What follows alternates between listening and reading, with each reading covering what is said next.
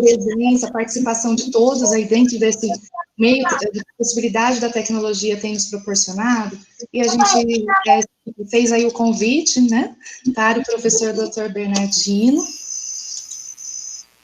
vir participar com a gente e estar aí com essas informações que ele tem divulgado, né, que tem trazido, tem pesquisado, né, um cientista aí, né, na nossa cidade, tem disposto o seu conhecimento a favor das pessoas e a favor da vida.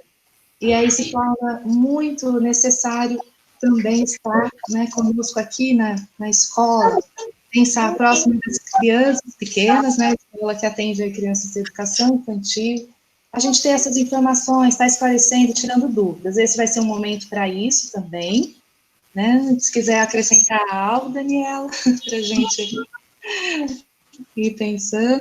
Mas fazer assim, muito bem-vindo, professor Bernardino, agradecendo imensamente por aceitar estar no chão da escola, né, nesse momento, onde o conhecimento precisa estar, também chegando para todas as pessoas. É uma honra, repito, né, recebê-lo, né, por aceitar esse convite e poder conversar e dialogar com a gente. A gente vai aí ter momentos, então, de apresentação do professor Bernardino, que quiser aí estar colocando para a gente. E depois a gente tem aí também os momentos de perguntas, né, de dúvidas, para a gente ouvir, aprender um pouco mais. Tá certo? Bom, boa noite, pessoal. Prazer estar aqui com vocês. Eu vou colocar assim uma coisa bem resumida, rápido, só para a gente puxar uma conversa, mas eu acho muito legal que todo mundo participe, pergunte, dê sugestões também, faça críticas, mas eu acho que é bem produtivo, né, quando a gente pensa junto. Bom, uma coisa que eu posso apresentar sobre a situação atual da Covid em São Carlos, nós temos observado na curva epidêmica um desenho bem parecido com o desenho nacional, né? A curva subiu num determinado momento e parece que agora ela está fazendo um platô e ainda não tem perspectiva de queda. Ou seja, o que isso significa? Significa duas coisas. Primeiro, será que a epidemia chegou no ápice e agora ela vai manter nesse platô persistente ou ela vai cair? No plano nacional, ela ainda está em ascensão. Aqui também ela está em ascensão, mas uma ascensão bem menos acelerada do que já esteve em alguns momentos atrás. No estado de São Paulo também, ela continua em ascensão, mais acelerada do que em São Carlos especificamente, e de modo que nós estamos levantando algumas hipóteses para isso. Quer dizer, será que a taxa de transmissão está sendo contida? Será que é porque a vigilância epidemiológica tem um limite de capacidade de detecção e a epidemia continua subindo, mas o limite de detecção não permite enxergar para além do nível que chegou, e aí a gente vê como se fosse um platô, mas na verdade está subindo? Essa é outra hipótese. A outra hipótese é o seguinte: o São Carlos tem mantido sustentadamente um isolamento social médio acima de 40%. Será que esse isolamento social está estabilizando a transmissão da doença, porque ele também está estabilizado já há algum tempo nessa faixa? Então, nós temos essas dúvidas em relação ao que de fato está acontecendo. O que preocupa diante disso? Nós já sabemos que a subnotificação é grande, né? Para cada um caso que aparece na estatística, existem de 5 a 10 outros casos que a gente não está sabendo. Então, quando tem uma subnotificação muito grande, a gente perde a condição de avaliar as curvas, porque aí eu não posso acreditar nas curvas, porque os dados que vêm para construir as curvas são dados subnotificados. E aí, então, isso pode deformar a curva e dar uma impressão equivocada do que está acontecendo. O que faz suspeitar que o problema maior seja que nós chegamos num limite de capacidade de detecção e, por isso, então, a gente não consegue enxergar o que vem além disso, né, dando a impressão de um platô, onde, na verdade, não é um platô. Uma é a subnotificação, né? A outra é que a taxa de exames positivos em São Carlos, ela está em torno de 23%, 21%, variando nessa faixa aí, entre 20% e 25%. O que isso quer dizer? Enquanto a Organização Mundial da Saúde, epidemia sob controle, ou seja, curva declinando, é quando você tem uma taxa de exames positivos menor do que 5%. Inclusive, a Organização Mundial de Saúde recomenda que as escolas voltem quando tiver uma taxa de exames positivos menor do que 5%. A nossa hoje está aí oscilando, né, como eu disse, entre 20% e 25%. Então, nós temos uma taxa de proporção de exames positivos que ainda denuncia a possibilidade de que a curva esteja em ascensão.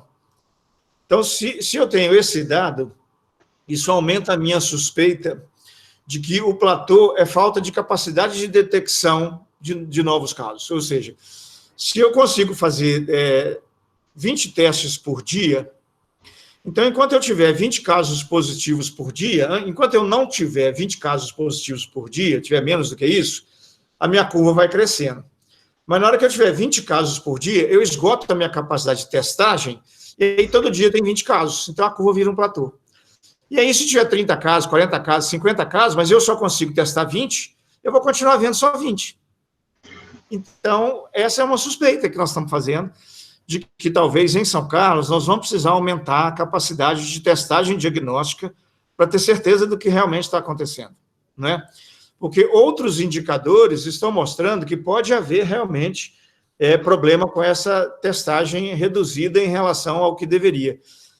Outra orientação também da Organização Mundial de Saúde, ela propõe, em média, a necessidade de 20 testes para cada exame positivo, para a gente dizer que nós estamos vigiando adequadamente a doença. E hoje, em São Carlos, essa proporção é de 5 para 1. Então, se eu for seguir a orientação da Organização Mundial de Saúde, nós estamos fazendo testes numa proporção 4 vezes menor do que a mínima necessária para eu conseguir identificar a curva e controlar a epidemia. Então, eu não posso dizer que a curva que hoje está formando um platô seja verdadeira. Nós precisamos aumentar a testagem diagnóstica para a gente ter certeza disso. Porque esses outros indicadores apontam uma curva ascendente, não uma curva em platô. Então, nós estamos estudando isso mais profundamente para a gente entender melhor o que está acontecendo. Mesmo que seja um platô, não é satisfatório, porque nós precisamos que a curva caia. Se a curva virar um platô, ela vira uma doença endêmica, cronicamente persistente na comunidade e matando persistentemente 2, 3 pessoas toda semana. Né? No caso do Brasil, por exemplo, a gente pega a curva brasileira, nós já estamos num platô de mortalidade já há muito tempo, mas um platô que mata 1.300 brasileiros por dia. Nós não suportamos conviver com um platô desse por meses seguidos, né? É quase que uma bomba atômica por mês jogada no Brasil, né? Mata mais ou menos o mesmo tanto de gente que mataria uma bomba atômica por mês, né? Então, de 30, 40 mil pessoas por mês morrendo de Covid, num platô fixo desse jeito. Então, durante quanto tempo nós vamos aguentar matar 40 mil brasileiros por mês sem ter a perspectiva de declínio dessa curva? Né? Então, qual o outro significado disso? Uma curva em platô, vamos supor que o platô seja verdadeiro, que ele não seja só uma hipótese de alguns problemas relacionados à geração de dados. Vamos supor que seja verdadeiro, que a gente faça mais teste e tal. Não, realmente nós estamos no platô, vamos supor. Isso é extremamente perigoso, porque qualquer flexibilização do isolamento social joga o platô para cima. E a curva volta a crescer. Então, não dá para a gente trabalhar com uma perspectiva que não seja de declínio da curva. Né? Então, nessa situação, nós estamos tentando analisar os dados outra vez, nós estamos tentando conversar com a prefeitura da possibilidade de a gente aumentar o número de testagens diagnósticas, mas ainda nós não temos nenhum elemento que nos prometa a possibilidade de ter alguma segurança em flexibilizar o isolamento social mais do que nós já flexibilizamos. Né? A flexibilização que nós fizemos aumentou o número de casos, aumentou o número de mortes, ou seja, a flexibilização nós fizemos, levantou a curva, nós estabilizamos a flexibilização em torno de 42%, e aí a curva estabilizou junto. Então, se eu diminuir essa flexibilização do isolamento social, essa curva vai subir. Se eu aumentar, pode ser que o platô caia, mas o que nós precisamos é de uma queda persistente, contínua, sustentada da curva epidêmica. Quando isso acontecer, provavelmente nós teremos uma proporção de testes positivos menor do que 5%, e aí nós estaremos mais tranquilos para falar em algum tipo de flexibilização. Mas, por enquanto, a nossa situação ainda é uma situação que exige muito isolamento social, exige muita qualificação ainda, né, de atenção básica de saúde, de vigilância epidemiológica, de modo que nós ainda não saímos daquela condição que estávamos há 15 dias, 30 dias atrás, em relação ao risco oferecido pela epidemia, caso a gente faça qualquer flexibilização. Em relação às escolas, o que tem de novidade científica? Tem sido publicados trabalhos mais recentes, mas todos eles são trabalhos internacionais, feitos em países ricos, em que as escolas lá são completamente diferentes das nossas. Nesses lugares, eles têm encontrado em alguns trabalhos uma taxa de transmissão da Covid entre crianças pequenas bem mais baixa do que o que acontece com adultos, dizendo o seguinte, que provavelmente criança transmite menos intensamente, mas por um período mais prolongado. Então, enquanto um adulto, por exemplo, transmitiria a doença aí 15, 20 dias, uma criança transmitiria por 20, 30 dias. Enquanto um adulto pode transmitir com muita intensidade a doença, a criança transmitiria com menos intensidade a doença. Agora, se a criança transmite para um adulto dentro da escola, nós passamos a ter um problema dentro da escola, né? Porque um adulto, além dele poder ter uma doença de uma forma mais grave, mais sintomática, ele pode transmitir mais intensamente a doença. Então, são estudos que ainda estão em discussão, mas já tem alguns artigos interessantes publicados sobre isso, mas todos eles em escolas de primeiro mundo, né? São escolas em que as crianças têm um padrão de vida elevado, não moram em casas com 10, 15 pessoas em poucos cômodos, né? São escolas em que as salas não têm 20 alunos dentro de uma sala, em que a limpeza é muito rigorosa, né? E tem uma estrutura arquitetônica diferente. Então, não dá para eu importar também automaticamente esses estudos para aplicar nas escolas brasileiras, porque eles foram feitos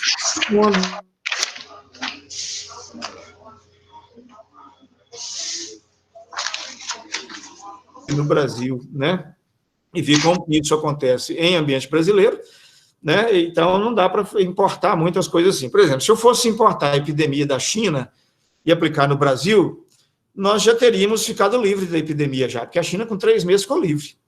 Nós já temos quase 6 e não sabemos quando é que vamos ficar livre. Quer dizer, aqui, do ponto de vista de gestão, político, do ponto de vista social, cultural, econômico, é diferente do que aconteceu em outros países. Então, não dá muito para a gente poder ficar, aconteceu lá assim, então aqui vai acontecer da mesma forma, não. Aqui, inclusive, a epidemia tem corrido pior que todos os lugares do mundo, né? A gente só perde para os Estados Unidos, por enquanto, né? Em termos de situação ruim com a epidemia. Nos Estados Unidos aconteceu uma coisa curiosa. A epidemia subiu, fez um platô igualzinho o Brasil, fez um platô, o platô não abaixava de jeito nenhum. Eles resolveram flexibilizar com o platô, a curva subiu de novo e está num platô mais alto ainda.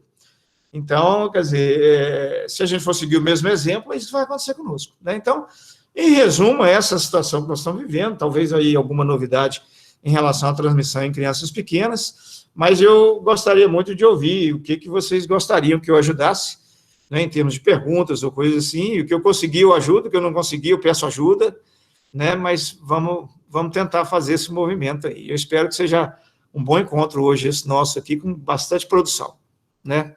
Muito obrigado. Obrigada, professor Bernardino. Repito aí a importância desse momento, né? E dessa proximidade aí de poder esclarecer, tirar essas dúvidas, né? Então, assim, eu tenho uma mania, digamos, né?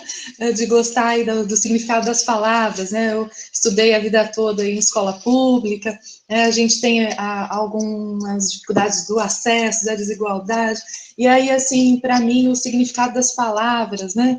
Fica muito forte, a necessidade da explicação, assim, então, já queria fazer uma pergunta para ajudar para o esclarecimento, assim, de todo mundo que está aqui, né? Aquela coisa, às vezes é simples de compreender, mas ajuda também a compreender melhor o platô, né? Significado aí do platô para a gente contextualizar. Eu vou tentar desenhar na mão aqui, vocês vão tentando ver. Veja bem, Quando a epidemia começa, não tem quase caso nenhum da doença. Aí começa a vir um caso, outro caso, e aí a curva vai subindo, a quantidade de casos diários vai subindo. Por exemplo, hoje teve 10 casos, amanhã 15, depois amanhã 20, depois 30. A gente vai colocando isso num gráfico, então vai dando um gráfico com uma curva que vai subindo. Quando o número de casos diários fica mais ou menos estável, então hoje tem 10, amanhã também tem 10, depois de amanhã tem 10, depois tem 10 de novo, depois tem 9, depois tem 11. Então ele fica bem estabilizado, aí a curva fica reta. Né, no gráfico fica reto. E quando ela chega nesse ponto, a gente chama de platô. Eu posso tentar projetar para vocês aqui um rascunho de um gráfico que eu tenho, que talvez ajude a entender um pouquinho isso aqui. Olha, se vocês me derem licença, só um minutinho aqui, eu já projeto, só para ficar mais fácil de entender isso aqui. Quer ver? Um segundo, só que eu já coloco na tela aqui, ó. Quer ver? Só um instantinho. Vou tentar mostrar para vocês o que é, que vai ficar bem fácil de entender. Espera que eu vou botar aqui no módulo de apresentação.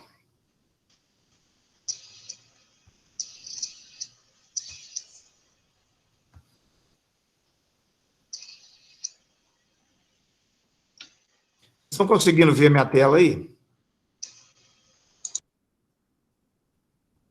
Está dando para ver a tela que eu apresentei? É porque quando eu abro a tela, aí eu não vejo vocês. Aí eu fico sem saber direitinho. Então, eu vou colocar aqui, eu vou explicando, qualquer coisa vocês podem interromper, tá bom? Esse gráfico aqui, por exemplo, olha, ele mostra o isolamento social em São Carlos, sabe? Uai, peraí, saiu aqui, deixa eu colocar de novo. Ele mostra o isolamento social em São Carlos. Então, no começo da epidemia, né, a gente chegou a fazer um isolamento social quase de 60%, tá vendo? Quando chegou lá pelo 56, 57 dias, a nossa média do isolamento social começou a cair abaixo de 50%, e ela vem caindo gradativamente, lentamente. A taxa mais baixa que nós chegamos a semana passada foi de 40%. Então, assim, o que isso repercutiu na doença? Olha só que interessante. Esse gráfico aqui, ele mostra o acúmulo de casos diários da Covid no mesmo período.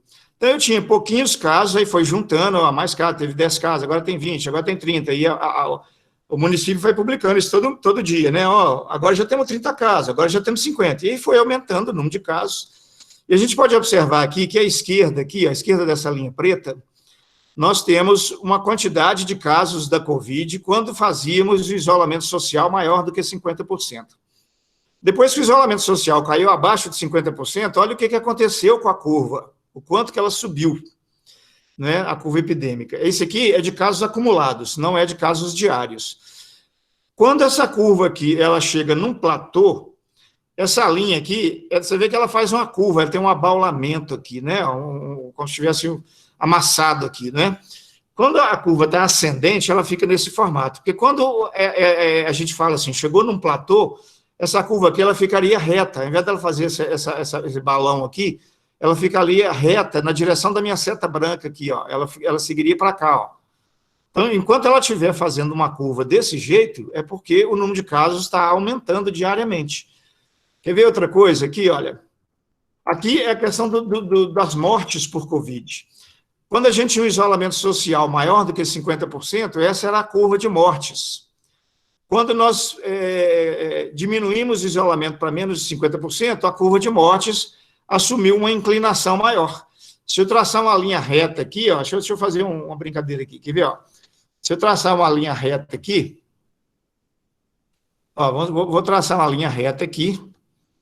Se eu traçar uma linha reta aqui, ó, e a gente tentar ver a inclinação dessa curva, né? Ó, a inclinação dessa curva, ela é diferente da inclinação dessa outra curva aqui, ó, que é menos inclinada, olha só. Ó, essa aqui é menos inclinada, essa curva, ó. Essa aqui já tem uma inclinação menor. Essa aqui, então, ó, tem uma inclinação menor ainda, ó, essa aqui, ó. Essa aqui tem inclinação menor ainda, tá vendo? Então, veja bem, quando nós flexibilizamos o isolamento social, nós aumentamos a frequência de mortes por Covid no município, né? Se eu for aqui embaixo, no outro gráfico, esse gráfico aqui que eu quero mostrar para vocês, que é o tal do platô que eu estou falando. Ó. Esse gráfico da esquerda aqui, ó, é o número de casos diários. Aquele que a gente viu lá em cima é de acumulado. Então, hoje tem 10, amanhã tem 20, amanhã tem 30, amanhã tem 50. Esse aqui não. Esse aqui é o tanto que tem cada dia. Então, por exemplo, o acumulado, eu somo um dia com o outro. Então, se ontem tinha 10, hoje 10, ele vai para 20. Se amanhã tem mais 5, vai para 25. Se depois da manhã tem mais 5, vai para 30. Então, aquele é o acumulado. Esse gráfico da esquerda aqui não é o acumulado, não. É o que acontece a cada dia. Então, hoje teve 10. Amanhã teve 5. Depois da manhã teve 10. E eu não somo. Eu só vou medindo a cada dia. Então, antes do isolamento social, a gente tinha um acréscimo pequeno do número de casos a cada dia. Depois do isolamento social, a cada dia começou a aparecer um número maior de casos da Covid, e a curva veio subindo até que, aqui é o dia mais ou menos 125, até que mais ou menos, há 20 dias atrás, 25 dias atrás, a curva começou a ficar mais ou menos reta aqui, ó, tá vendo? Né? Ela parou de subir, ela vinha subindo e ela parou de subir, né? Então, isso aqui, ó, essa retidão aqui que aconteceu, é o que a gente chama de platô. Então, significa que o número de novos casos a cada dia, ele está mantendo mais ou menos a mesma média. Aqui ele vinha aumentando. Um dia tinha 10, tinha 15, tinha 20, tinha 30. Agora não, agora ele está assim. Agora tem 30, tem 30, tem 30, tem 30. Ele está mantendo mais ou menos uma média estável. Então, a dúvida que eu falei é o seguinte. Será que esse platô aqui, ó, é causado por quê? Realmente a doença está tendo algum controle ou não? Ou o máximo que a vigilância epidemiológica consegue fazer de diagnóstico por dia é isso. E mesmo que a curva esteja subindo, ela não consegue enxergar mais, porque é o máximo que ela consegue examinar de pessoas. Então, nós vamos ter certeza se não é isso que está acontecendo. Quando eu pego a curva de mortes, você vê que a curva de mortes, antes do isolamento social, era mais baixa, depois ela subiu um pouco e ela vem subindo, de maneira que a curva de mortes ainda está uma curva crescente. Então, assim, eu tenho que analisar com mais profundidade isso, porque, veja bem, para ter morto tem que ter doente. Se a pessoa não adoecer, ela não morre. Então, como que eu estabilizo os doentes e aumento os mortos? Então, eu preciso conferir se isso aqui realmente é um platô, ou se isso aqui é porque a gente não consegue mais enxergar a epidemia acima desse número de casos daqui para cima, porque nós só conseguimos fazer diagnóstico desse tanto. Então, se eu tiver 20 casos e conseguir diagnosticar 20, vou ver 20. Mas se eu tiver 30 e só consigo diagnosticar 20, eu vou continuar vendo 20. E aí a curva faz um platô, que é essa retidão aqui, né? E a gente pode ter uma impressão errada do que realmente está acontecendo, né? Então, nós temos vários outros indicadores que mostram isso. Por exemplo, esse gráfico da esquerda aqui, ó, esse gráfico da esquerda, ele mostra o seguinte, olha, ele mostra a razão de total de testes por testes positivos. É aquilo que eu falei, a Organização Mundial de Saúde diz que a gente tem que fazer, no mínimo, em média, aliás, 20 testes para ter um positivo, para dizer que a gente está controlando bem a epidemia. Houve um momento em que nós fizemos até mais do que 15 testes por positivo. E já tem um tempo que nós caímos isso, a partir de 80 dias, mais ou menos, e agora nós estamos mantendo fixo.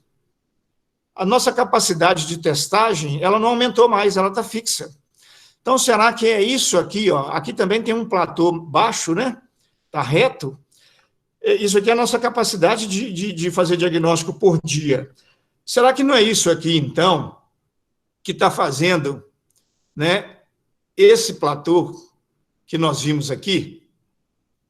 Né? Outra coisa que pode estar fazendo esse platô aqui.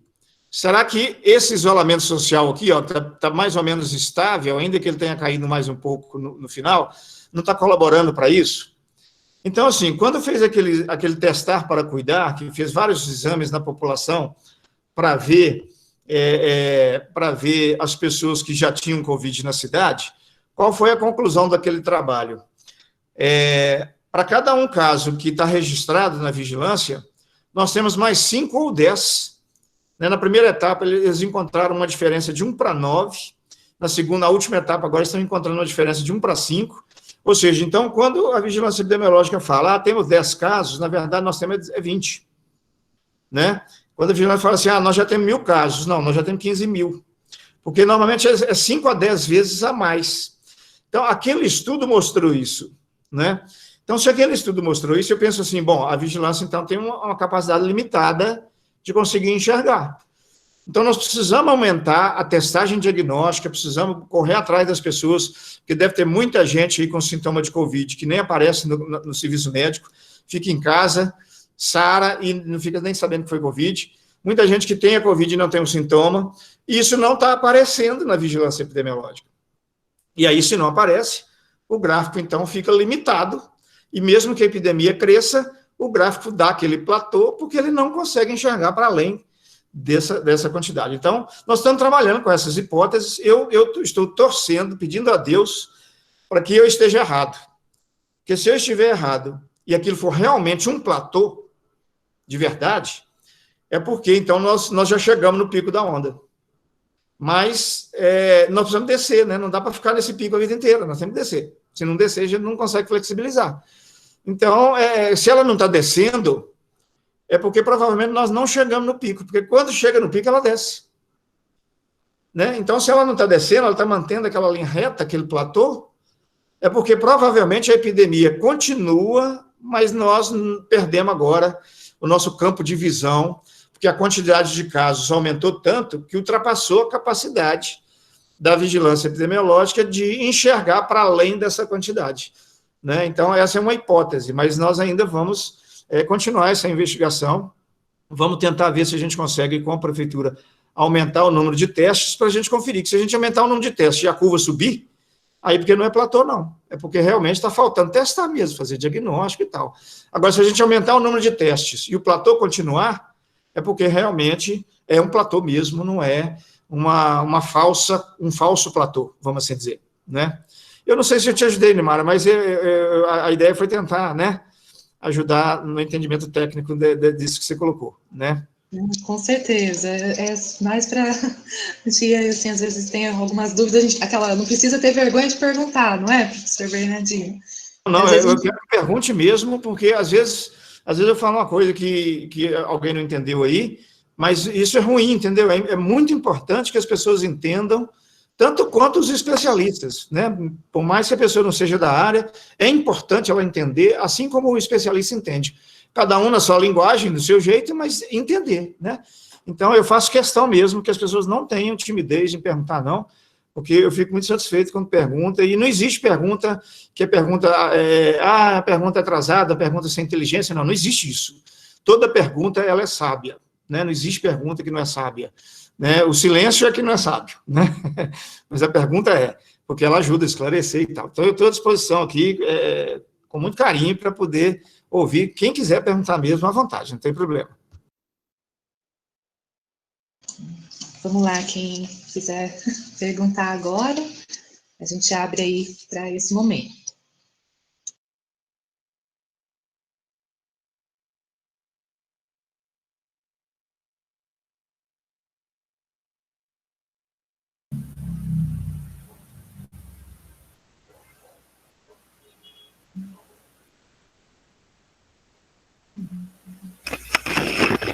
Boa noite a todos. Minha câmera está ajeitada, Nilmara?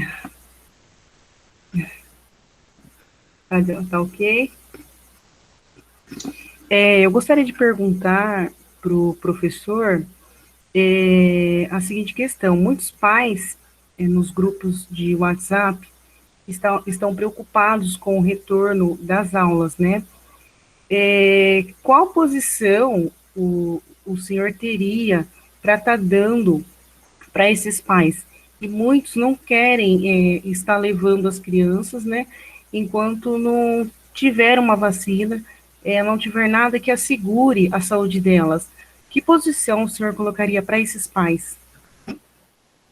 Eu concordo com eles, sabe? Eu acho que nós estamos num momento da epidemia que voltar às aulas é arriscado. Porque voltar às aulas não é só botar um menino dentro da sala de aula. Implica em transporte coletivo, aumento do movimento nas ruas, envolve professor com fator de risco para a forma grave da Covid, envolve a família, que às vezes tem pessoa idosa dentro de casa, com outros problemas, que se a criança trouxer a doença para dentro de casa, isso pode trazer problema para as outras pessoas. Então, assim, nós temos três possibilidades que a gente pode pensar em voltar às aulas. Uma delas é a vacina, né? Então, mas a vacina está meio longe. Essa vacina, em menos de um ano e meio, ela não chega, não. Então, a vacina está longe. A outra possibilidade é se a gente conseguir controlar a doença a ponto de fazer aquela curva epidêmica começar a cair. Na hora que aquela curva cair, a gente vai estar num movimento mais seguro, mesmo se não tiver vacina. Com a vacina é a melhor estratégia que tem, não tenha dúvida. Uma outra maneira é o seguinte, se a gente mantiver isso parado por muito tempo, até que a própria doença imunize tanta gente, como se fosse vacinando tanta gente, que aí a curva acaba caindo naturalmente, mas isso demora muito, isso aí vai demorar mais de ano, 2 anos, 3 anos para acontecer.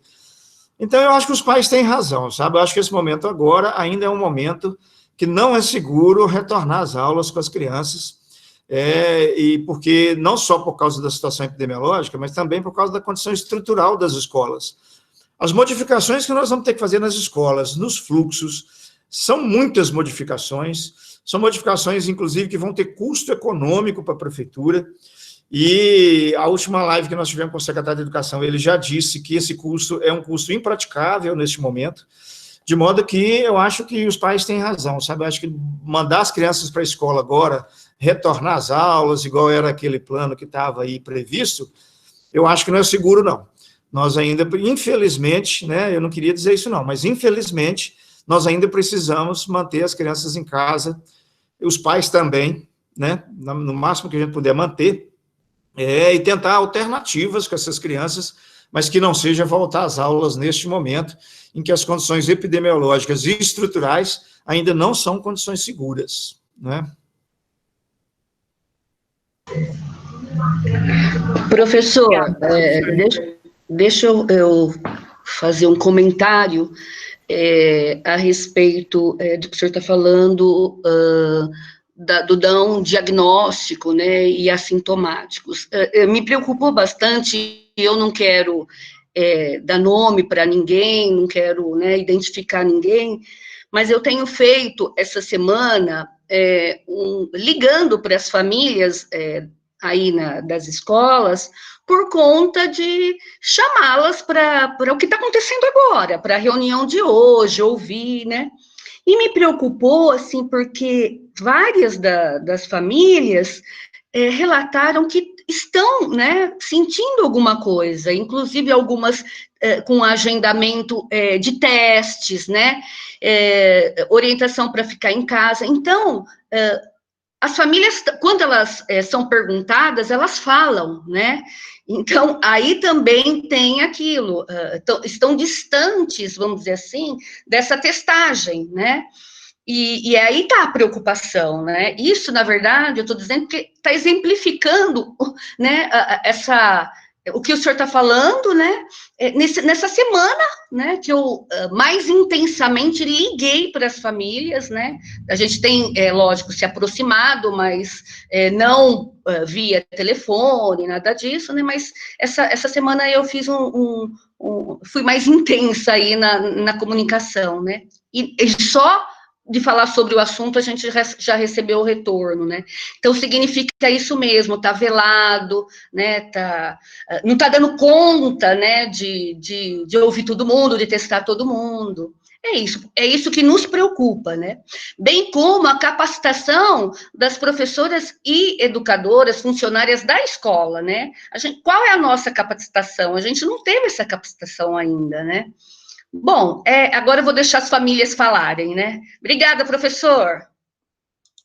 Olha, foi excelente seu comentário, né? Você vê que você trouxe o mundo real, né, no seu comentário. Eu estou trazendo um mundo mais teórico, especializado, mas você trouxe assim, o mundo real para dentro da conversa. Isso é extremamente importante, né? E o que a gente tem tentado fazer é estimular a vigilância epidemiológica e até ajudar a vigilância epidemiológica com recurso humano para isso, para fazer exatamente o que você está fazendo, sair ligando para todo mundo, para poder fazer esse diagnóstico e tal, para a gente conseguir essa cobertura. A equipe que está lá na vigilância epidemiológica é uma equipe muito boa, mas é pouca gente, né, e com menos ferramenta do que o tanto que a epidemia exige, né? Então, se a gente conseguir essa parceria com a prefeitura, vai ajudar muito nesse sentido, né, fazer esse trabalho que você, na verdade, está fazendo, um trabalho de vigilância epidemiológica, olha que interessante. né? Então, isso é muito importante, foi muito procedente o seu pronunciamento, muito bom.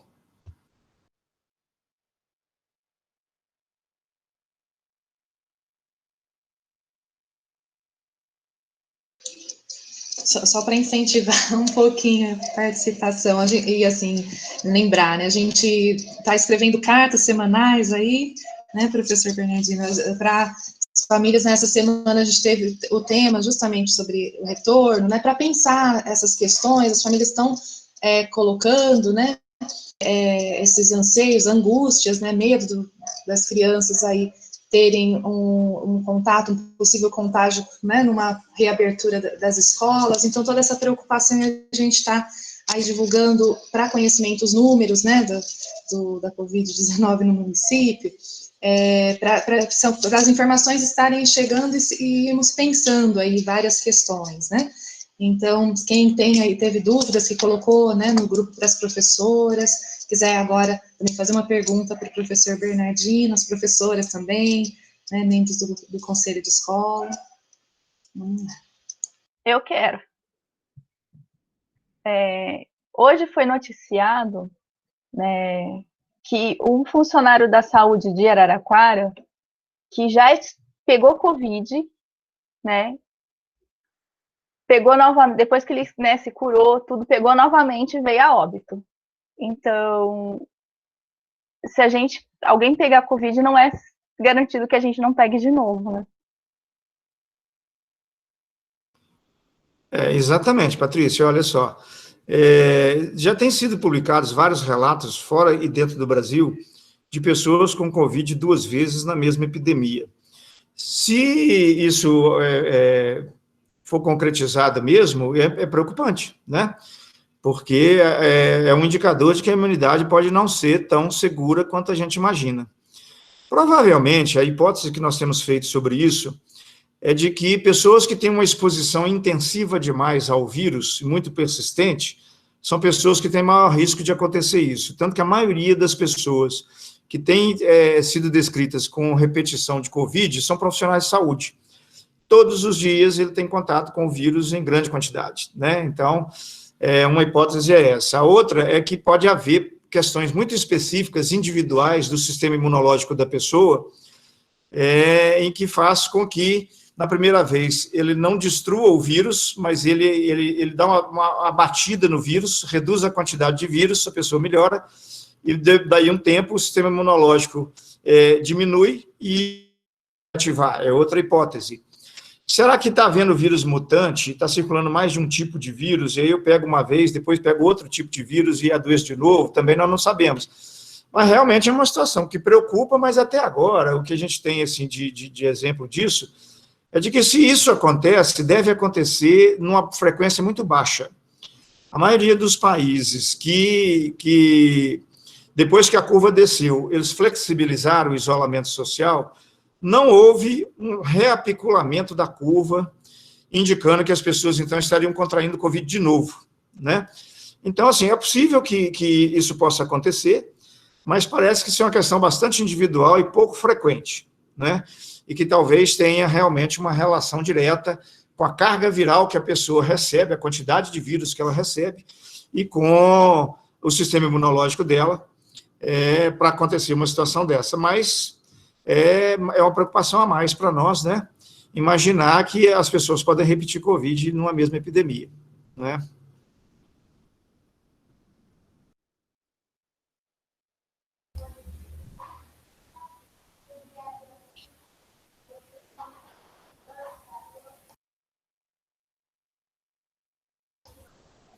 Oi, professor, boa noite a todos. Eu tenho algumas, a gente vai falando e vem as dúvidas, né? O senhor falou sobre as testagens, né? De fato, eu acho que pode ser que o número de contaminados esteja 5 vezes maior do que está sendo divulgado, né? A minha pergunta, eu não sei se já tem estudo quanto a isso, mas para essas pessoas que pegam, eles desenvolvem alguma sequela, fica com algum problema imunológico de saúde? Já tem algum estudo nesse sentido ou não? Tem sim, Daniela, tem vários estudos já mostrando que a Covid pode deixar sequela sim. Quanto mais grave a doença, maior a chance de sequela, né? Quem vai para o CTI, então, fica entubado, com certeza sai com diversas sequelas lá de dentro, algumas permanentes, outras não, de reputação mais fácil ou difícil, é variável de acordo com a gravidade da doença. Tem sido publicados estudos mais recentes agora, indicando que até pessoas que não têm sintoma nenhum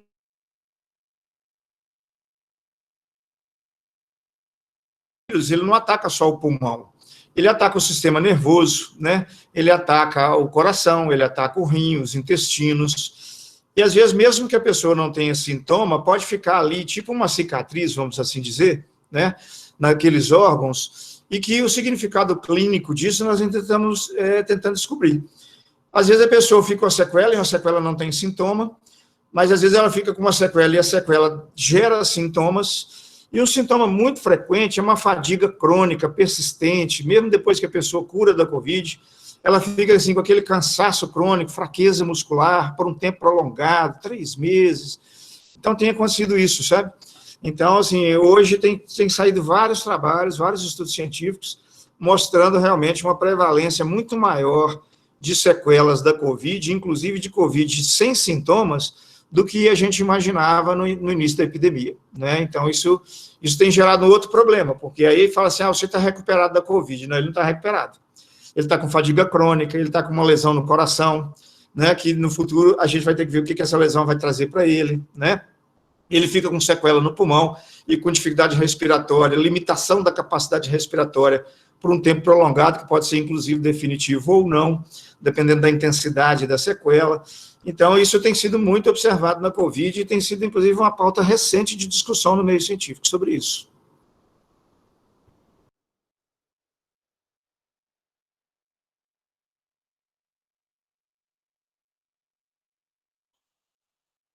Já que vocês estão quietinhos, eu vou falando, né?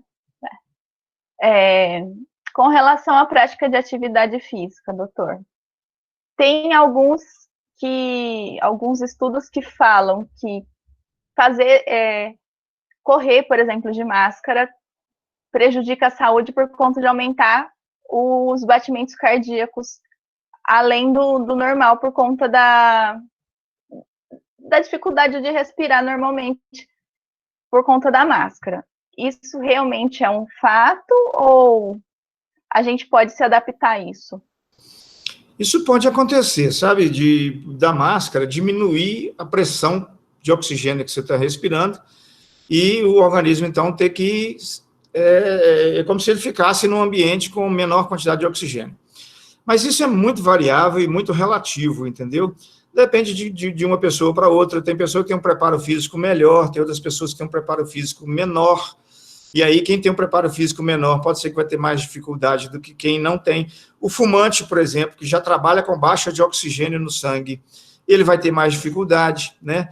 Pessoas que já têm doenças respiratórias crônicas, como enfisema pulmonar, vão ter mais dificuldade, né? Então, isso vai depender muito da pessoa, do tipo de máscara, do ajuste da máscara.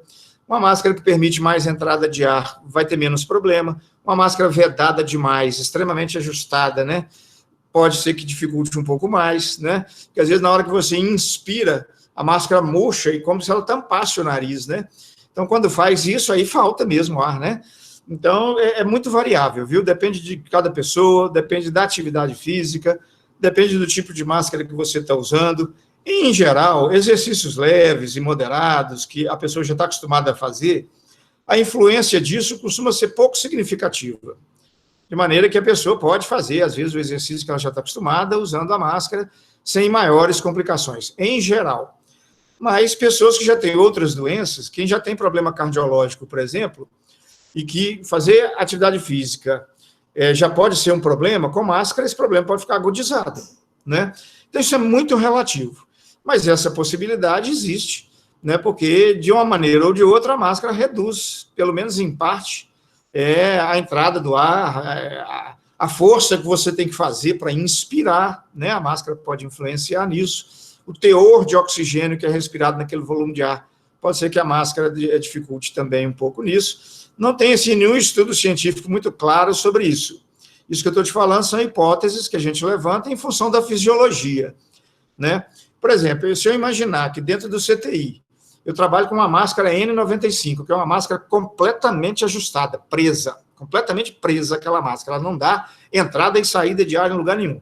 Ainda põe aquele plástico na frente. Quando não põe, um capacete. E a gente trabalha 10 horas dentro do hospital desse jeito e não tem problema nenhum com isso. E é um trabalho, você vai para lá, vem para cá, é um trabalho estressante, né? E não tem problema nenhum com isso. Então, assim, provavelmente esse efeito, ele é de pouco significado. Mas ele provavelmente existe, né? E aí vai ser muito variável mesmo, dependendo da contingência da pessoa, da máscara e outras coisas, né?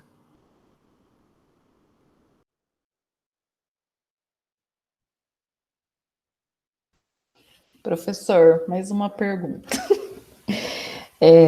Agora é de cunho pessoal. Eu estou gestante e a minha preocupação, eu tenho tentado manter o isolamento, tenho trabalhado em home office, né? E quando eu preciso atender, né, as pessoas, eu me protejo, eu coloco máscara, uso álcool em gel, né? E eu fico pensando, será que só isso é suficiente, né? Máscara de tecido, né? Ou essas que a gente compra de farmácia e tal. Mas será que é o suficiente, né? Será que o que eu estou fazendo tá evitando de eu me contaminar? Não sei. Pode me responder, por favor? Vamos lá. Primeiro, parabéns por estar gestante, né? Isso é uma coisa muito boa, né? Então, é uma coisa que traz felicidade para a gente, né? Então, parabéns por isso. Outra coisa é o seguinte, gestante, o que a gente observou no começo da epidemia é que a COVID em gestante, ela tinha mais ou menos o mesmo curso clínico do que em qualquer outra pessoa. Ou seja, a gestante não era considerada uma pessoa de maior risco de complicação, etc. e tal. Mas alguns estudos mais recentes andaram mostrando que pode haver algumas complicações, a maioria delas não graves, em gestantes com COVID, principalmente antecipação de parto, né, alterações relacionadas ao desenvolvimento da criança, mas nada que traga uma consequência muito grave, né? Então, tem alguns estudos mostrando isso. Então, a partir daí, qual foi a decisão que nós tomamos? Vamos incluir gestante no grupo de risco. Então, se eu estiver falando de uma pessoa com mais de 60 anos, se eu estiver falando de um diabético, do hipertenso, ou de uma gestante, eu estou falando a mesma coisa, né? Então, qual a recomendação que a gente dá para gestante? Isolamento social radical, né? E só na consulta médica, com todas as orientações e paramentações, etc., e mais nada, se a gestante puder fazer, isso é o ideal. Agora, qualquer tipo de outra coisa que você precisa fazer e que envolva aproximar de alguém, então, assim, usar máscara o tempo todo, álcool gel em tudo e nas mãos, nunca se aproximar de ninguém a uma distância menor do que 2 metros, não ficar em lugar aglomerado, fechado, em hipótese alguma, se tiver alguma outra pessoa no ambiente, mesmo que a sala seja grande, você está 5 metros longe dela, mas se a sala for fechada, sem ventilação, não fique, né? Não andar de transporte coletivo, porque transporte coletivo é montoeira de gente, né? Então, assim, o que eu te aconselharia é você pegar todas as medidas preventivas que têm sido divulgadas e ser bastante radical em relação a essas medidas e, de preferência, manter um isolamento social bastante rigoroso, né? Porque hoje a gente considera a gestante como risco, tanto quanto a gente considera o hipertenso, o diabético, o idoso, ou coisa desse tipo, né? Não que a gestante tenha um risco maior de morrer de Covid, isso parece que não, né? Mas pode afetar a gravidez, né? Então, não estamos pensando só na mulher, mas estamos pensando no conjunto formado por ela e a criança, né? E esse processo da gravidez, na verdade, são 3, né? A mulher grávida são 3, não é só 2, ela e o menino. A gravidez também tem todo um outro processo, né? Então, tem uma interface entre a mulher e a criança, né, que caracteriza a gravidez, né? Senão eu posso pensar, a mulher e a criança. Não, os dois são um só, com um intermediário no meio, que faz a conexão dos dois, e que é a gravidez, vamos assim dizer, né? Então, se a Covid não traz problema importante para a mulher, grave para a mulher. E pode não trazer problema grave para a criança, mas pode trazer problema para a gravidez. Então, a gente considera a grávida de risco por causa disso, né? Posso falar? Fala, Ariane, e depois a gente vai ver as perguntas do chat, tá? Tá. Boa noite, doutor Bernardino. Eu queria perguntar se todos os testes que tem, eles são 100%, porque pelo que a gente lê, nem aquele teste do cotonete não chega a ser 100%. Inclusive, eu li que talvez essas pessoas que estão pegando 2 vezes, pode ser que um dos testes, na verdade, deu positivo, mas, na verdade, era negativo, deu errado. Existe essa possibilidade? Você tem razão, viu, Ariane? É o seguinte, olha, nós temos 3 tipos de testes. Aquele teste do cotonete, que eu passo no nariz, que chama PCR, aquele é o melhor que existe. Ele dá falso positivo ali, é muito difícil, mas ele pode dar falso negativo em até 40% das vezes, né, o teste do cotonete, mas é o melhor teste que nós temos. Temos um outro teste, e esse teste do cotonete, ele encontra partículas do vírus. Então, se eu encontro um pedaço do vírus naquele exame, é porque o vírus está no seu corpo. Então, ele é um bom indicador de que a pessoa está com o vírus no corpo e que ela, então, pode transmitir o vírus, né? Então, esse PCR é esse da cotonete, né? Ele dá falso positivo, é muito difícil, dificílimo, mas ele pode dar falso negativo em 40% das vezes. O outro teste que existe, um que a gente tira o sangue na veia e leva para o laboratório. A gente chama de imunoensaio, né? Esse tipo de teste, ele não procura pelo vírus, por pedaço do vírus, ele procura por anticorpos. Então é o seguinte, se eu já tenho anticorpos contra o vírus, ele vai dar positivo nesse exame de sangue que eu faço no laboratório. Agora, eu só vou ter esse exame positivo com maior confiabilidade depois de 15 dias do início dos sintomas ou depois de 20 dias, aproximadamente, de aquisição do vírus. Então, na fase aguda da doença, na hora que eu estou doente, na primeira semana de doença, pode ser que o exame de sangue dê negativo, mas o SWAB dá positivo. Quando vai na segunda semana, isso pode inverter. O SWAB do nariz pode ficar negativo e o exame de sangue ficar positivo. Porque o anticorpo leva mais ou menos aí uma semana para eu ter uma quantidade boa no sangue que o exame consiga perceber. E o vírus não, o vírus ele está mais intensamente na primeira semana de doença. Que eu pego o vírus, ainda não tenho anticorpo, aí o vírus provoca a doença. Aí eu fabrico o anticorpo combate o vírus sai e o anticorpo fica. Então, no começo, o que eu tenho? Eu tenho o exame que vai ver o vírus, é no começo da doença, e o exame que vai ver o anticorpo é depois, mais tarde. Existe um outro tipo de teste, que é o teste rápido, que também vê anticorpo. E esse teste é um teste muito ruim.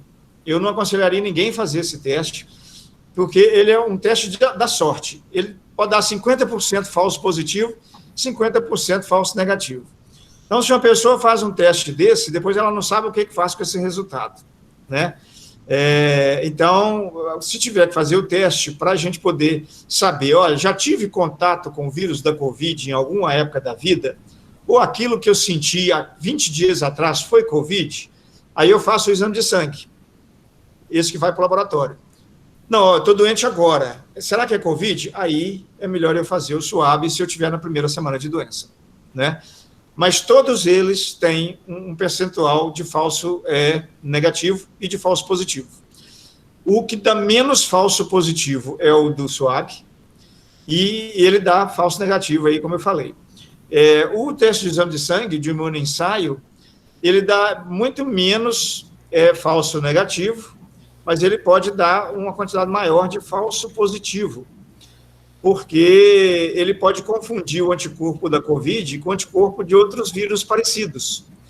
Então, pode ser que eu tenha um resfriado comum, eu tenha uma gripe, tenha tomado vacina contra a gripe, aí vou fazer o exame de sangue para Covid, ele dá positivo, mas não é Covid, é outra coisa, mas o exame fez uma confusão, ele confunde, às vezes, o anticorpo. E isso no exame de sangue pode acontecer dando exame falso positivo, né? Então, os exames têm realmente essas limitações, e eles não são 100% perfeitos, nenhum deles. Muito obrigada. Bem. Então, aqui, professor Bernardino, tem a pergunta da Samanta, falando se certeza que depois que a pessoa pegou o Covid, ela se recuperou, e ela completa dizendo que, até porque conheço uma menina que pegou e ela ficou com sequelas, porque atingiu seus pulmões, como eles têm certeza da recuperação? Essa pergunta. Aí depois a gente vai para é sobre o que a gente conversou agora mesmo, né?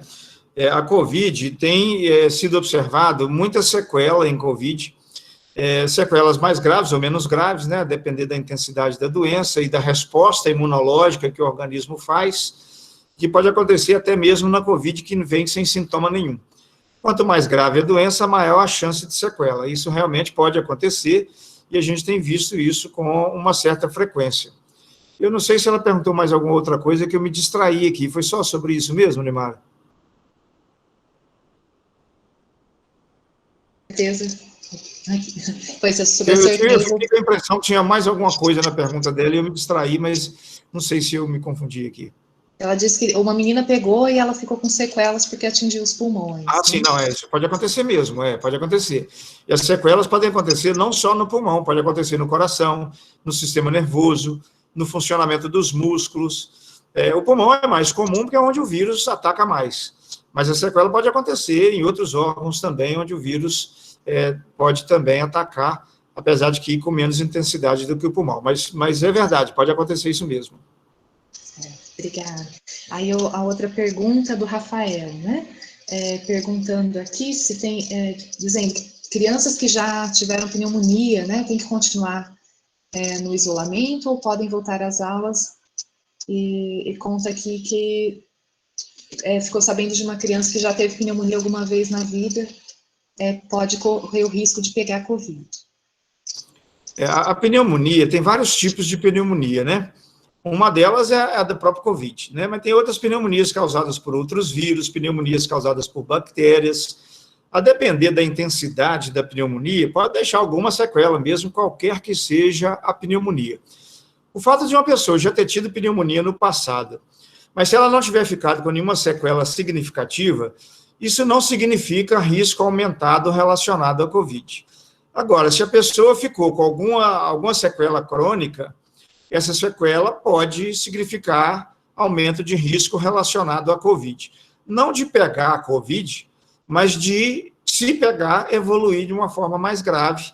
Quem tem sequela pulmonar, por exemplo, pode ter uma doença com um comprometimento maior do organismo e até com mais sequelas, porque aí superajunta, né? Uma sequela que já tinha com a outra da Covid. Então, assim, o passado de pneumonia, pura e simplesmente, sem sequela, não agrega risco para a Covid nesse momento. O risco seria igual ao de todo mundo, e os cuidados têm que ser os mesmos. Agora, com sequela, né, pneumonia antiga, com sequela, o risco está aumentado, e aí o cuidado, então, tem que ser redobrado.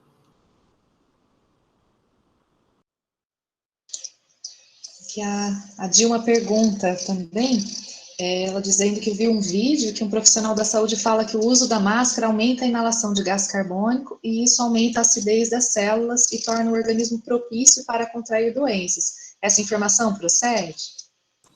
Não, essa informação está enviesada. Quando eu respiro numa máscara fechada, eu respiro um teor mais alto de gás carbônico, realmente, porque o ar que eu expiro sai com gás carbônico. Se aquilo não for totalmente eliminado da máscara, antes de eu inspirar novamente, eu vou retornar um pouco de gás carbônico para dentro do meu organismo. Mas isso é insignificante do ponto de vista clínico, né? Naquele exemplo que eu dei, a gente trabalha em centro cirúrgico, trabalha em CTI, com máscaras muito fechadas por horas, e não tem problema nenhum com isso, né?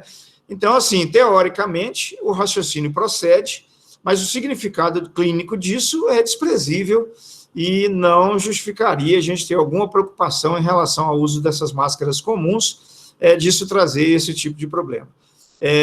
O aumento do gás carbônico no organismo, né, no sangue, ele não aumenta a predisposição a outras doenças, não. Ele pode trazer alguns desequilíbrios de funcionamentos celulares e enzimáticos durante o momento em que o gás carbônico está numa taxa muito alta. Mas para fazer isso, a taxa tem que estar muito alta. E essa máscara comum que a gente usa não proporciona uma taxa tão alta. Essa taxa tão alta de gás carbônico assim seria obtida se eu botasse um plástico na cabeça, fecho o plástico aqui para não entrar ar nenhum e fico respirando ali dentro. Aí, depois de um tempo, realmente, eu vou ter uma taxa de gás carbônico mais alta. Mas, fora disso, a máscara, improvavelmente, ela traria um problema dessa natureza. Pergunta aqui da Daniela sobre a tipagem sanguínea. O sangue O positivo, O negativo e A, né, influencia na recuperação do paciente contaminado de COVID? Há algum estudo nesse sentido, de que alguns tipos de sangue são mais combativos? Ela tem razão. Tem um estudo publicado recentemente que ele diz que pessoas do sangue A têm uma chance aumentada de contrair COVID ou evoluir para uma forma grave da doença comparado com pessoas do sangue tipo O. Isso procede, né, porque a gente sabe que a questão genética influencia nisso, né? Então, a minha genética, ela vai influenciar na capacidade de eu receber o vírus e do vírus desenvolver no meu organismo e se desenvolver, evoluir de doença grave ou não. Como o tipo sanguíneo é uma coisa essencialmente genética, é possível realmente que diferenças genéticas vão proporcionar diferenças de formas de evolução da doença. Então, nós não temos uma certeza absoluta disso e nem da intensidade ou significado disso, mas realmente tem um estudo científico publicado falando da maior probabilidade da COVID ter complicações em pessoas do sangue A em relação a pessoas do sangue O. Isso tem mesmo um estudo dizendo isso. Professor, eu quero aproveitar para perguntar aí sobre a situação aí dos países, né, que tiveram a reabertura, né, de escolas e os recuos, aí, os riscos que foram, né, demonstrados, as informações que já temos aí com relação aí os números dessa semana aí com relação aos Estados Unidos, pudesse comentar um pouco para a gente? Na verdade é o seguinte, a maioria dos países do mundo não voltou às atividades antes do declínio da curva. Só depois que a curva declinou, aí foi que eles começaram a flexibilizar com todos os rigores de biossegurança. Em alguns países, quando a curva começou a declinar e eles flexibilizaram, a curva parou de declinar, fez um platô e eles foram ajustando a flexibilização de acordo com o ajuste da curva. Outros países, os países que tentaram flexibilizar sem a curva ainda entrar em declínio, tiveram seríssimos problemas com isso. Os Estados Unidos é um grande exemplo. Os Estados Unidos, a curva subiu, fez um platô, e eles resolveram flexibilizar, e a curva deles agora está subindo outra vez. Né? Então, por isso que eu digo, né, enquanto a curva não descer, e descer de maneira sustentada, qualquer flexibilização é de risco. Né? Então, tem vários exemplos em outros países em relação a isso, né? E Portugal, por exemplo, foi um país que subiu a curva, quando ela começou a descer, eles flexibilizaram e ela estabilizou num platô baixo, mas não chegou até o piso, né?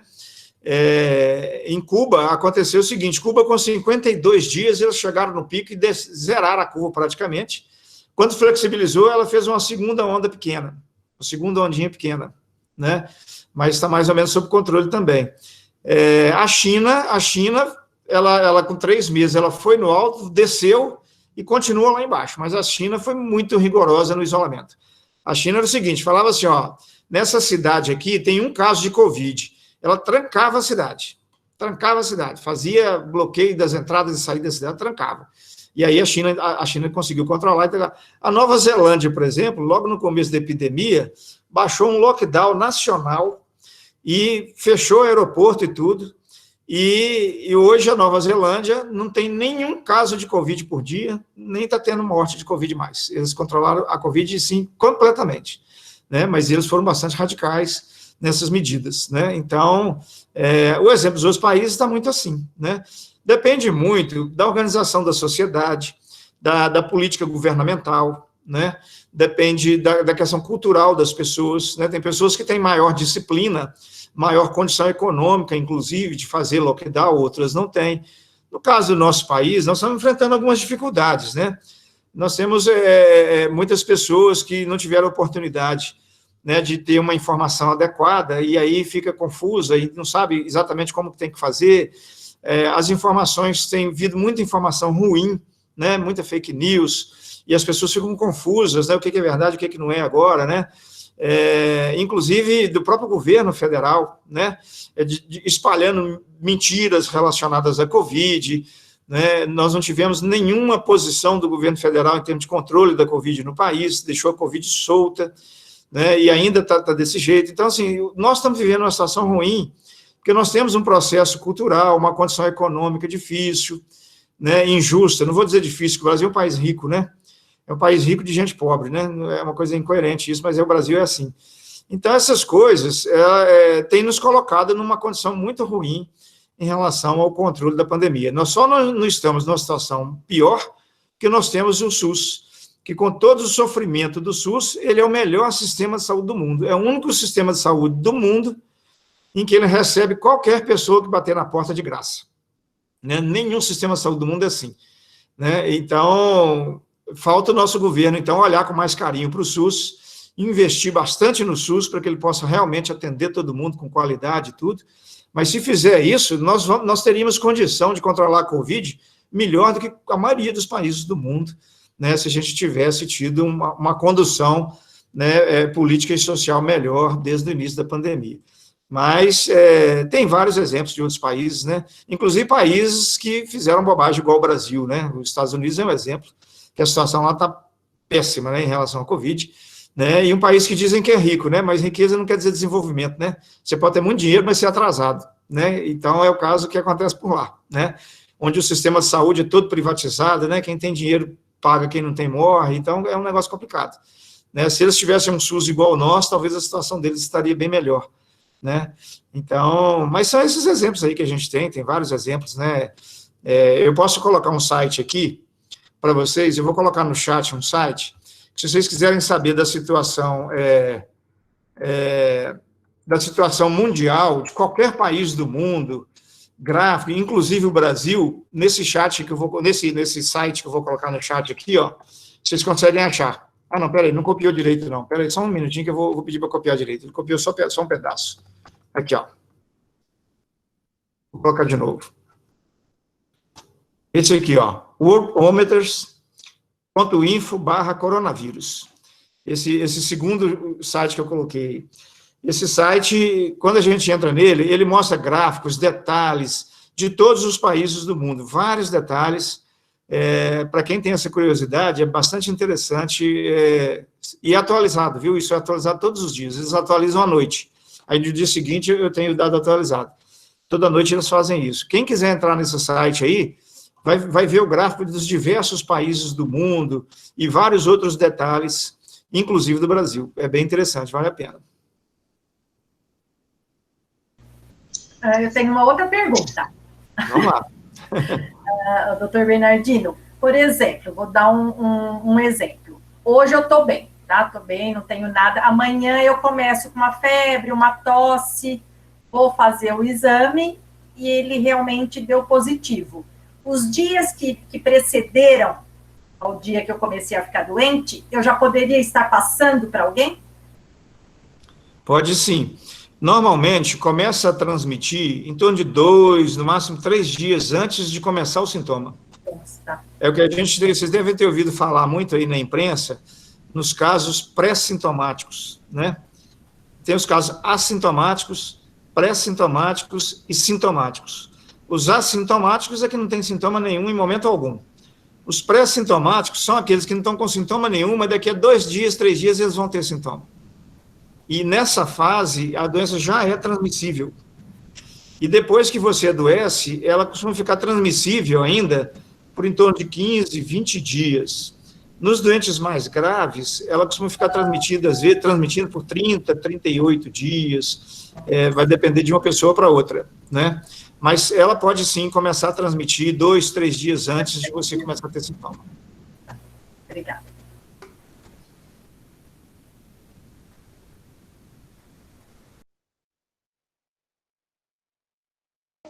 Boa noite.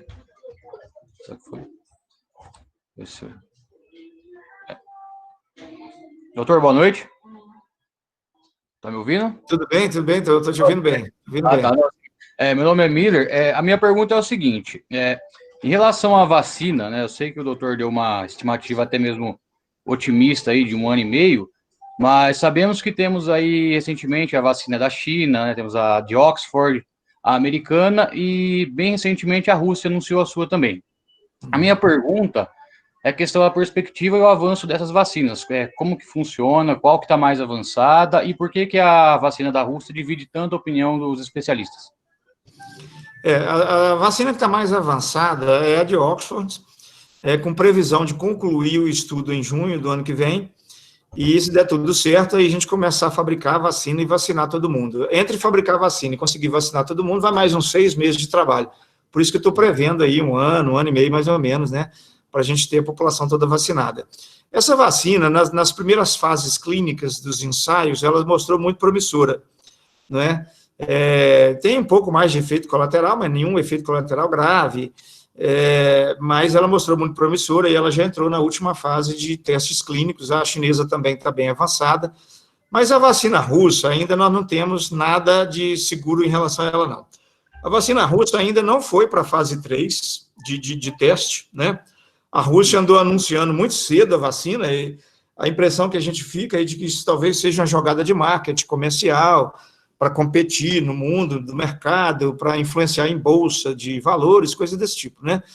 A impressão que dá é essa. Mas a vacina russa, ela ainda não entrou na fase 3, e a Rússia agora, até a última informação que eu recebi, vai aplicar essa vacina nos médicos russos, né?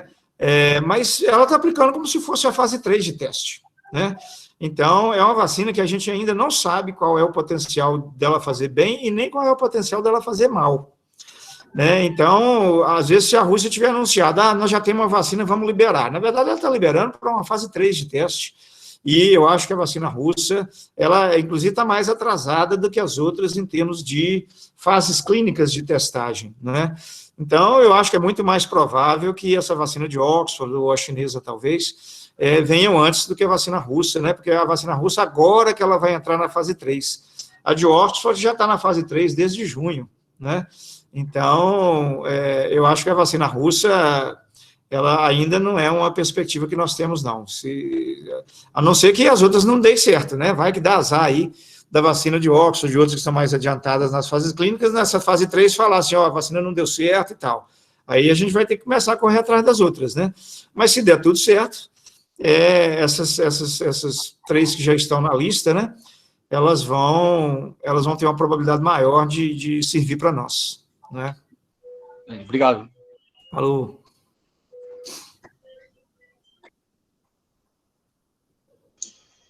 A gente vai se aproximando aí do teto, né, professor Bernardino? Se tiver mais alguma pergunta para a gente poder encaminhar aí para o final da nossa reunião. Alguém gostaria de perguntar?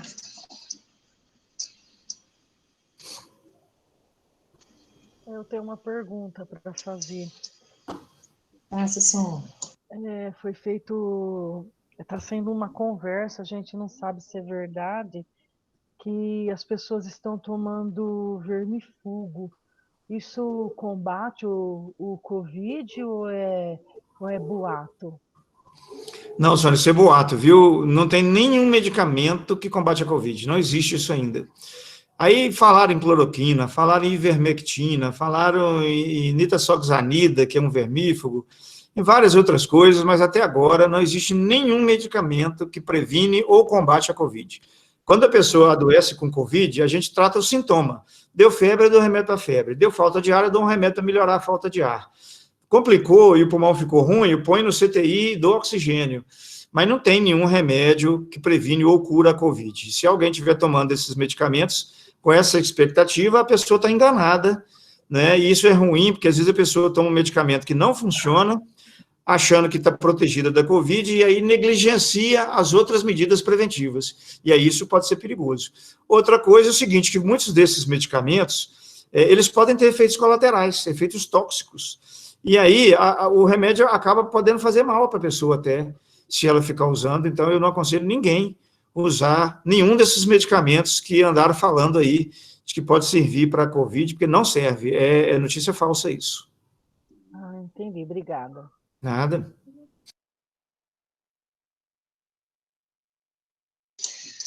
Vamos ler um comentário aqui da Suzana, que diz que foi a melhor palestra, bate-papo sobre Covid-19.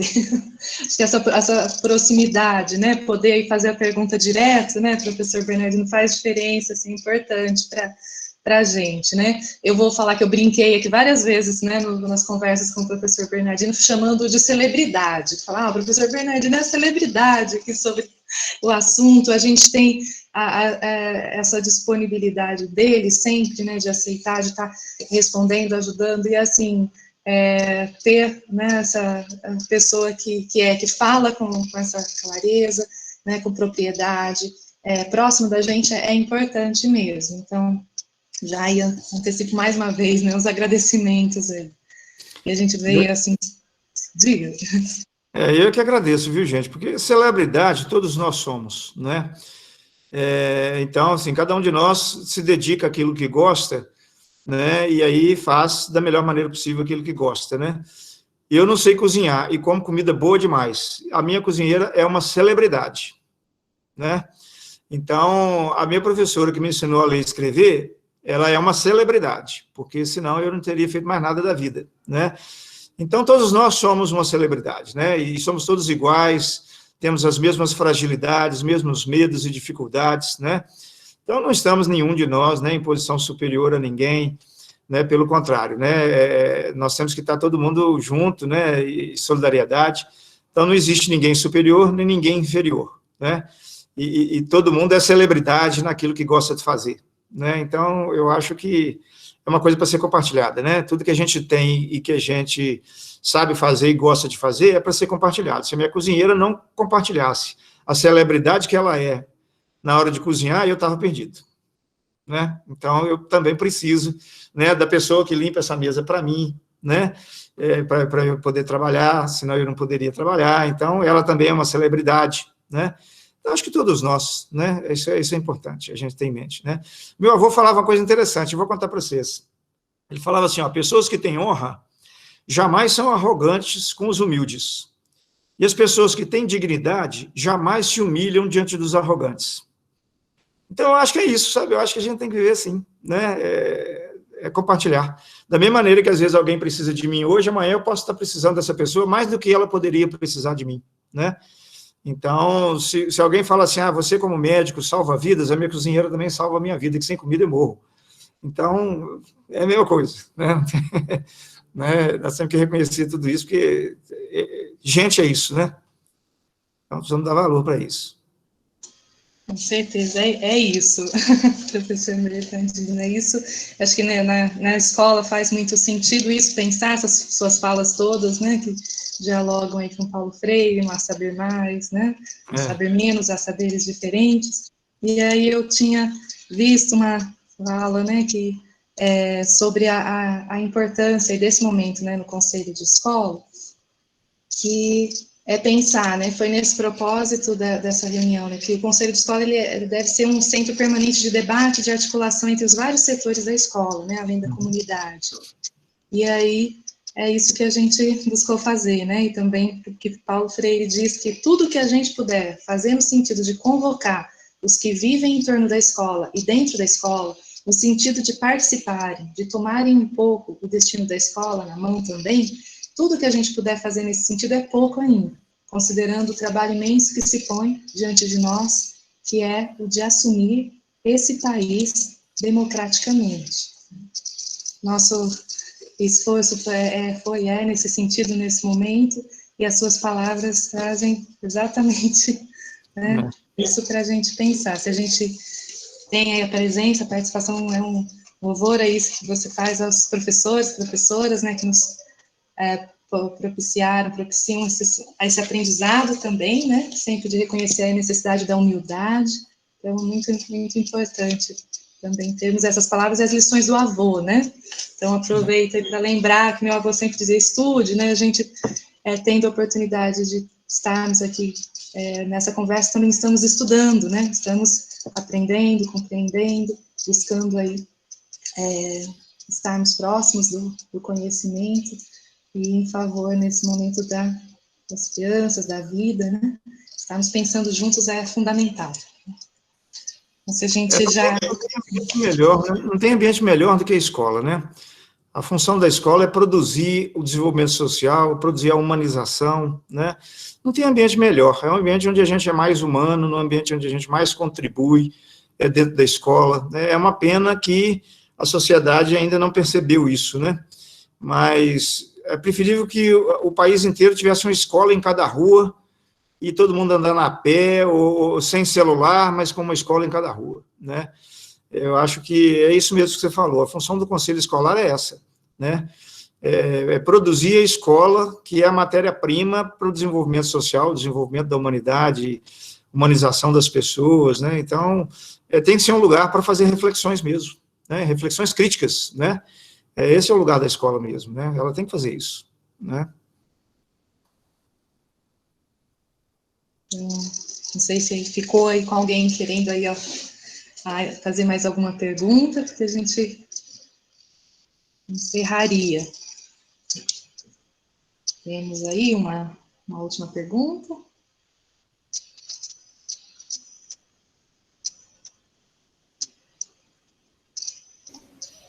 Posso só fazer um agradecimento? Eu, como mãe, né, a gente fica nessa situação de tantas dúvidas, incertezas, será que volta para a escola? Será que não volta? Tem toda essa preocupação com a nossa família, com as pessoas que... Imagina, a partir do momento que os nossos filhos vão para a escola, a preocupação com vocês também, profissionais, né? E é tão importante esse espaço da gente poder trocar, né, experiências, dúvidas, tão rico, né? O professor se disponibilizar de estar aqui conosco, né? Porque eu não sei se vocês têm esse sentimento, eu sinto que nós estamos num barco à deriva, né? Ninguém está combatendo esse vírus como ele deveria ser combatido, né? Nós não temos políticas públicas de combate ao vírus, a gente não tem um ministro da saúde, né? Nós estamos isolados, né? Então, assim, quando a Nilmara me falou que ia ter esse momento, né, eu estava ansiosa, esperando, né? Não foram todos os pais que participaram, né? Uma pena. Mas aqui eu deixo meu agradecimento enquanto mãe, né, enquanto cidadã, que tão preocupada estou, né, com a situação, e dizer, assim, que a gente está junto, né, não sabemos o que vai ser, não sabemos qual que vai ser a política da nossa cidade, se haverá retorno ou não, mas que é o momento da gente se unir, da gente pensar no futuro, né, e só agradecer. Muito obrigada, viu, professor, por estar aqui conosco. Olha, eu que agradeço, viu, gente? É muito prazeroso estar com vocês. E eu acho, assim, que esse trabalho que vocês estão fazendo, de fazer esse encontro, é um trabalho de utilidade pública, é um trabalho de cidadania, né? E como cidadão, eu preciso agradecer também, né? Porque isso é uma forma de cada um de vocês aqui colaborar para o combate à epidemia, né? Então, com certeza, a partir desses encontros, a gente conversa com mais outras pessoas, a gente vai trocando ideias, esclarecendo, e isso ajuda a combater a epidemia. Então, assim, é a sociedade unida, né? Então, eu fico muito agradecido por isso, muito satisfeito com isso, né? Porque trabalhar em equipe é muito mais prazeroso do que trabalhar sozinho, né? E isso que eu estou enxergando é que é um trabalho de equipe contra a epidemia, né? Se não tem política pública, temos nós, né? Que vamos fazer esse movimento. E eu acho que é isso que está acontecendo aqui agora nessa reunião, né? Eu fico muito agradecido também, muito feliz com isso. E pelo carinho de vocês, né, pela recepção de vocês também comigo, eu fico muito, muito, muito feliz com isso, muito agradecido, né?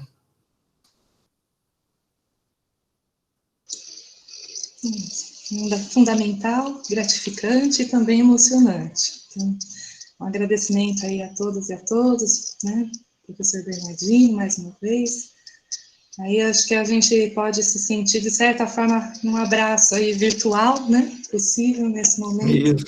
Pensar que podemos estarmos juntos, né? Juntas aí nessa luta também. Então, muito obrigada a todos e todas vocês. Grande abraço, pessoal. Um grande abraço. Tchau. Boa noite. Boa noite. Boa noite.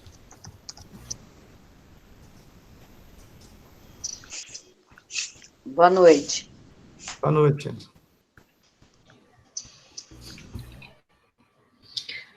Boa noite, gente. Foi ótimo. Boa noite. Boa noite, Camila.